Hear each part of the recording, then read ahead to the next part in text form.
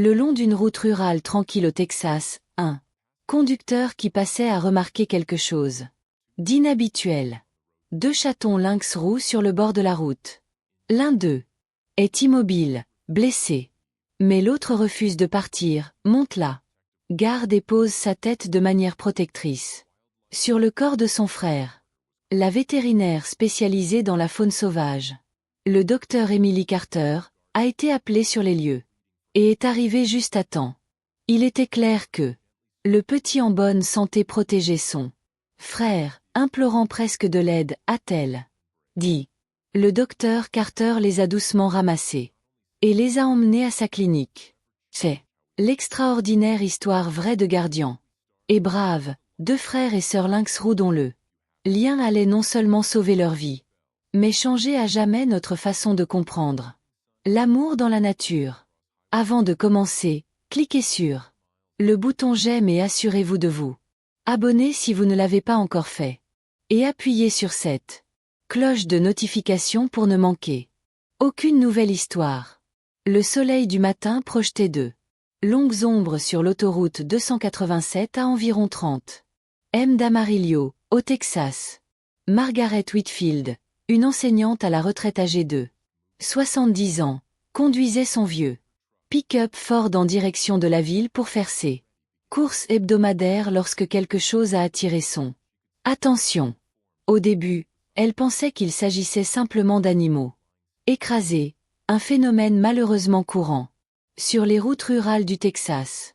Mais à mesure qu'elle s'approchait, elle remarqua un mouvement. Margaret ralentit son camion et se gara sur le bas-côté, son cœur commençant déjà à battre la chamade. À travers son pare-brise poussiéreux, elle pouvait voir deux petites formes sur le gravier à côté de l'asphalte. L'un était immobile, mais l'autre était bien vivant. Sa fourrure fauve captant la lumière matinale alors qu'il se déplaçait en petit cercle désespéré autour de son compagnon. « Ô Seigneur !» murmura Margaret, en garant le camion et en attrapant son téléphone portable avec des mains tremblantes. Elle avait vécu toute sa vie dans la campagne du Texas et savait qu'il valait mieux ne pas s'approcher des animaux sauvages, en particulier des prédateurs comme les lynx roux. Mais elle ne pouvait pas simplement partir. Le chaton en bonne santé, car c'était bien ce qu'il était, réalisa-t-elle, juste des bébés, faisait quelque chose qui lui fit monter les larmes aux yeux. Il était allongé à côté de son frère, drapant son petit corps de manière protectrice sur le blessé, le poussant de temps en temps, avec son nez comme s'il essayait de le réveiller. Lorsqu'un camion à 18 roues est passé en grondant, le chaton en bonne santé s'est rapproché, protégeant son frère du vent et des débris. Margaret a composé le numéro d'information et a demandé le centre de réhabilitation de la faune le plus proche. Après 2 transferts, elle a finalement réussi à trouver un médecin. La clinique animalière d'Emily Carter, à Canyon, à environ 45 minutes. Il y a 2 chatons lynx roux sur l'autoroute 287, expliqua Margaret, la voix tremblante. On est gravement blessé. On a peut-être été renversé par une voiture. Elle. Autre ne le quittera pas. Je n'ai jamais rien vu de tel, docteur. Ce petit essai de protéger son frère. Le docteur Emily Carter était vétérinaire spécialisée dans la faune sauvage. Depuis 15 ans, mais elle. Urgence dans la voix de la femme âgée. L'a poussée à saisir sa trousse d'urgence sans hésitation. Peux-tu rester là et t'assurer que personne ne les dérange? Je pars tout de suite.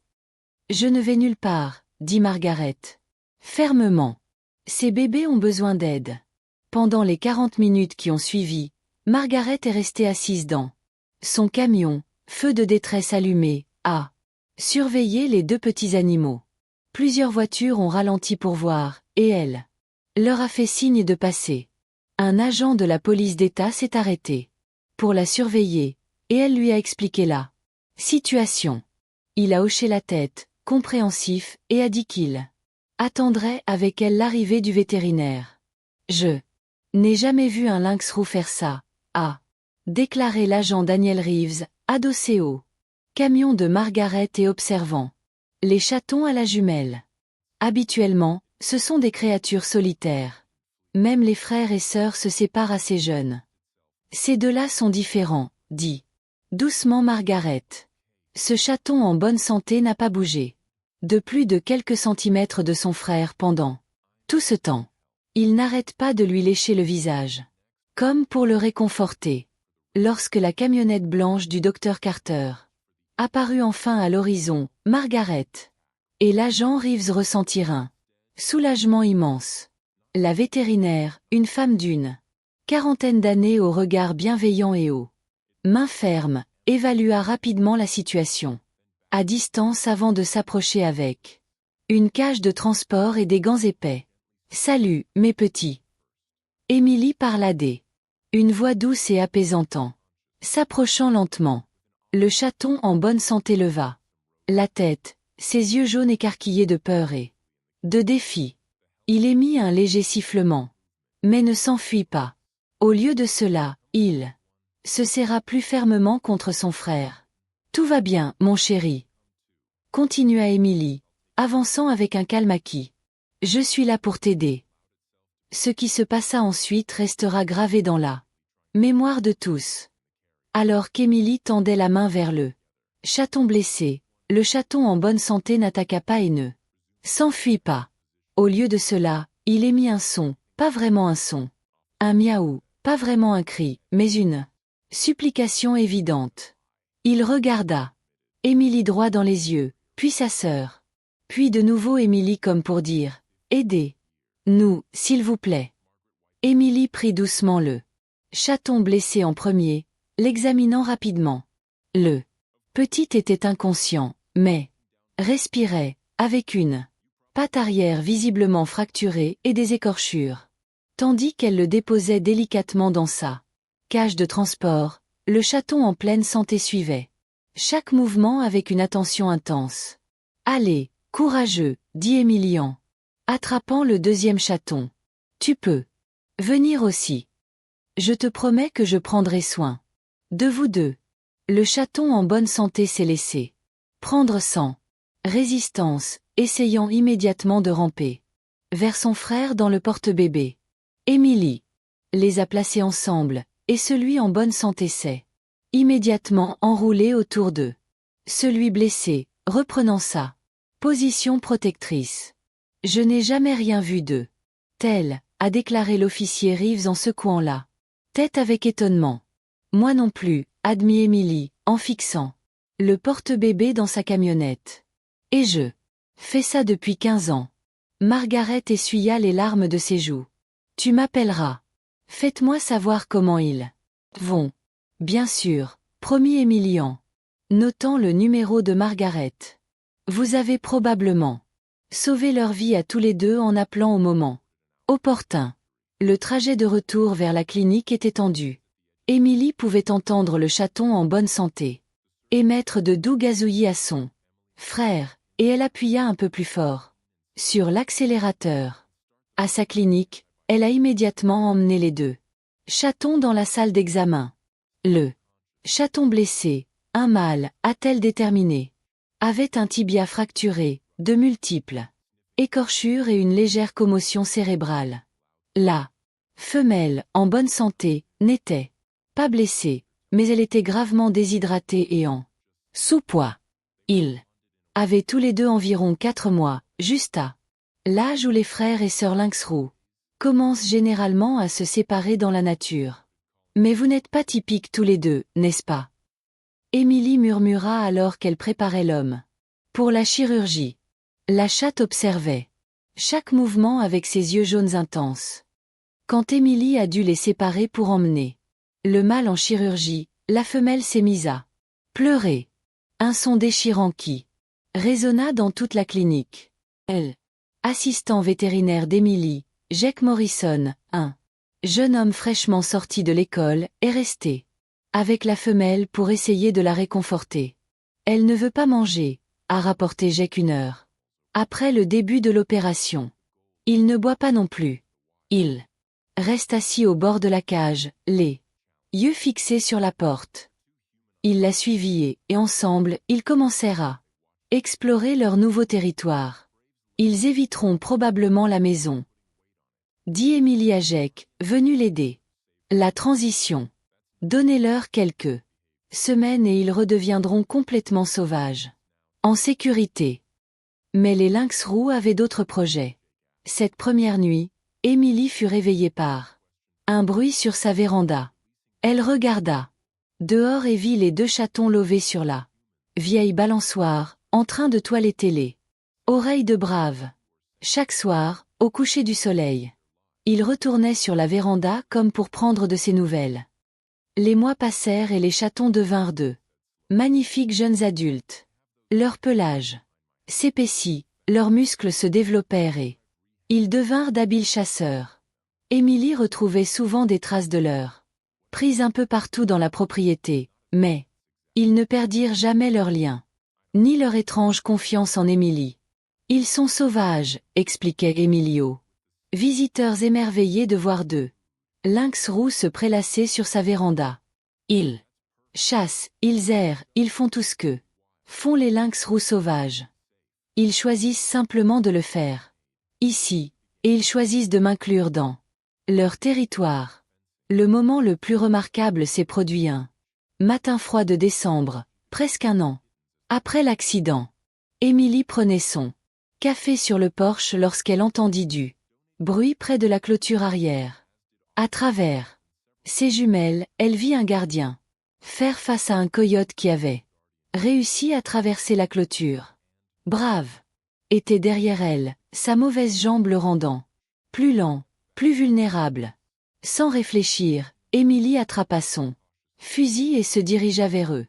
Mais avant d'avoir pu arriver à mi-chemin, elle a été témoin de quelque chose d'incroyable.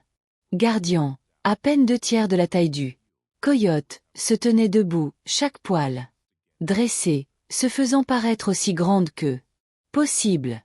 Elle a crié, un son effrayant qu'Émilie n'avait jamais entendu d'elle auparavant.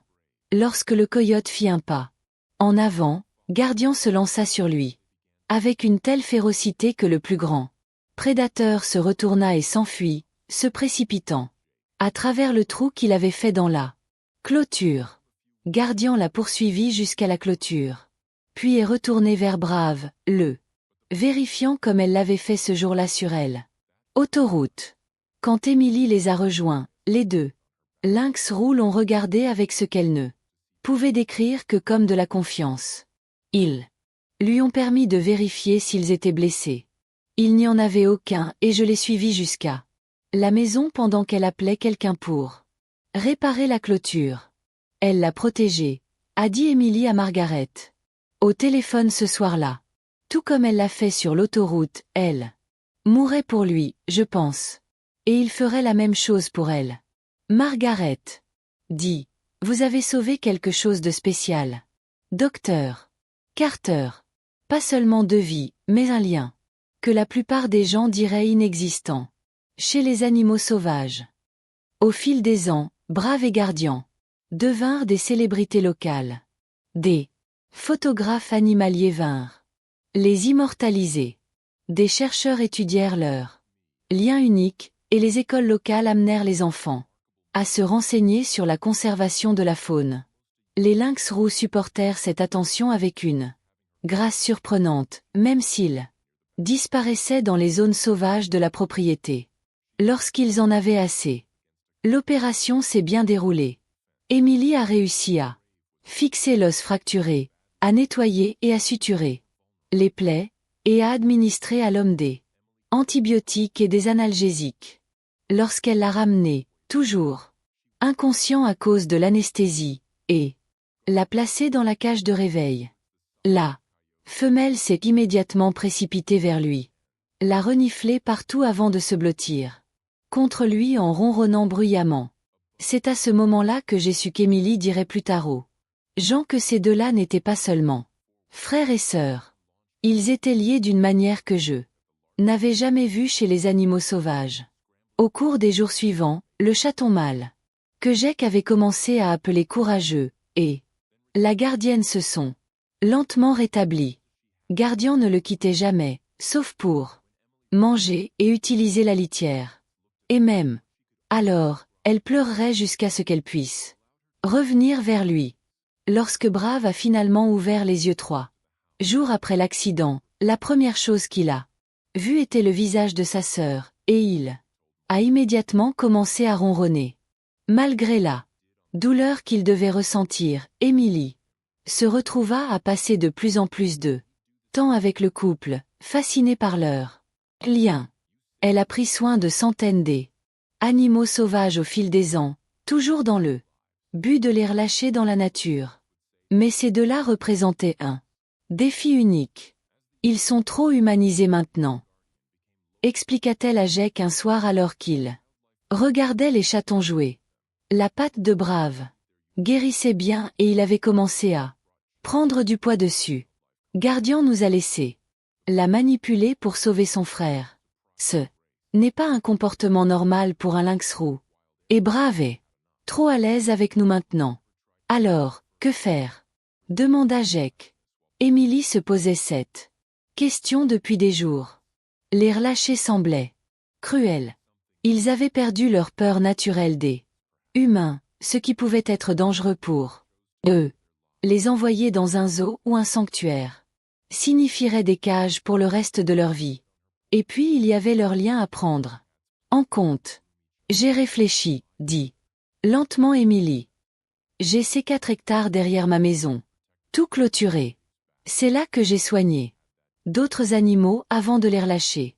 Et si je les gardais? Pas exactement comme animaux de compagnie, mais comme, je ne sais pas, comme résidents sauvages. Ils pourraient être libres de vagabonder, mais avec la sécurité de la clôture et de la nourriture régulière. Le visage de Jake s'illumina. C'est parfait. Ils seraient ensemble dans un espace pour être sauvages, mais aussi en sécurité. Décision prise, Emily commença à préparer sa propriété. Elle renforça la clôture, construisit plusieurs abris sur le terrain et installa des caméras pour surveiller les chatons. À mesure qu'ils grandissaient, Margaret Whitfield, qui venait chaque semaine prendre des nouvelles des chatons, fit un don pour leurs soins. Tout comme l'agent Reeves et plusieurs autres personnes qui avaient entendu l'histoire. Le jour où Emily emmena Brave et Guardian dans leur nouvelle maison fut à la fois excitant et angoissant. Elle ouvrit la cage de transport au bord de sa véranda, puis recula pour leur laisser de l'espace. Guardian émergea la première, prudemment, scrutant le nouvel environnement du regard. Puis elle se retourna et émit le même gazouillis qu'elle avait émis sur elle. Autoroute. Brave sortit en boitant. Sa patte était guérie. Mais il boitait toujours légèrement et se serrait contre sa sœur. Pendant plusieurs minutes, ils restèrent assis là, à contempler la scène. Puis Guardian fit quelques pas en avant, regarda Brave et attendit. Emily n'essaya jamais de les apprivoiser davantage, respectant leur nature sauvage tout en leur assurant la sécurité. Ils ne devinrent jamais des animaux de compagnie, mais ils devinrent autre chose. Des compagnons, peut-être, des âmes sauvages qui choisirent de partager leur vie avec l'humain qui les avait sauvés. Les soirs tranquilles, Emily s'asseyait sur sa véranda, regardant les 2 lynx roux jouer, ou se toiletter, ou simplement s'allonger ensemble, contemplant le coucher du soleil. La tête de Guardian reposait souvent, protectrice, sur le dos de Brave, comme ce jour-là sur l'autoroute. Et parfois, lorsque la lumière était parfaite et que le monde était immobile, Emily aurait juré les avoir vus se regarder. Elle la regardait avec une pointe de gratitude dans leurs yeux jaunes et sauvages. Vous vous êtes sauvés l'un l'autre, leur murmurait-elle. Je vous ai juste donné une chance. L'histoire des frères et sœurs Bobcat s'est répandue bien au-delà du Texas, touchant le monde entier. Elle a remis en question ce que l'on pensait des animaux sauvages et de leur capacité à aimer et à être fidèles. Les scientifiques se demandaient si c'était l'instinct ou quelque chose de plus profond qui avait poussé Gardian a protégé son frère blessé. Mais pour ceux qui en avaient été témoins, Margaret, l'agent Reeves, Jake et, surtout Emily, il n'y avait aucun doute. L'amour existe dans la nature. Il peut sembler différent de l'amour humain, mais il n'en est pas moins réel, pas moins puissant. Et parfois, avec beaucoup de chance, nous en sommes témoins et contribuons modestement à sa préservation. Des années plus tard, lorsqu'Emily fut invitée à intervenir lors de conférences vétérinaires sur la réhabilitation de la faune sauvage, elle concluait toujours par les mêmes mots. Nous pensons les sauver, mais parfois, ils nous sauvent aussi. Braves et gardians m'ont appris que les liens entre les animaux peuvent être aussi forts que n'importe quelle relation humaine. Ils m'ont montré que le courage prend de nombreuses formes. Parfois, c'est un minuscule lynx roux qui monte la garde auprès de son frère blessé sur une route dangereuse. Et parfois, il faut avoir la sagesse de reconnaître quelque chose de précieux et de tout faire pour le protéger. Les deux lynx roux ont passé leur vie sur la propriété d'Emily. Jamais séparés. Toujours ensemble. Gardian n'a jamais cessé de veiller sur Brave, et Brave n'a jamais cessé de suivre sa sœur avec une confiance totale. Ils sont restés sauvages, mais ils sont également restés connectés aux humains qui avaient reconnu leur lien et l'avaient honoré. Lorsque Margaret Whitfield est décédée à l'âge de 82 ans, sa nécrologie a évoqué de nombreux sujets, ses 40 ans d'enseignement, ses 3 enfants, ses 7 petits-enfants, son bénévolat à la bibliothèque locale. Mais elle a aussi évoqué le jour où elle s'est arrêtée sur la route 287 et a refusé d'abandonner 2 chatons lynx roux blessés, un acte de compassion qui a donné naissance à une histoire qui a touché des milliers de vies. Elle, agent Reeves, aujourd'hui capitaine, raconte encore cette histoire aux nouvelles recrues, l'utilisant comme exemple de la façon dont la protection et le service vont parfois au-delà des simples citoyens.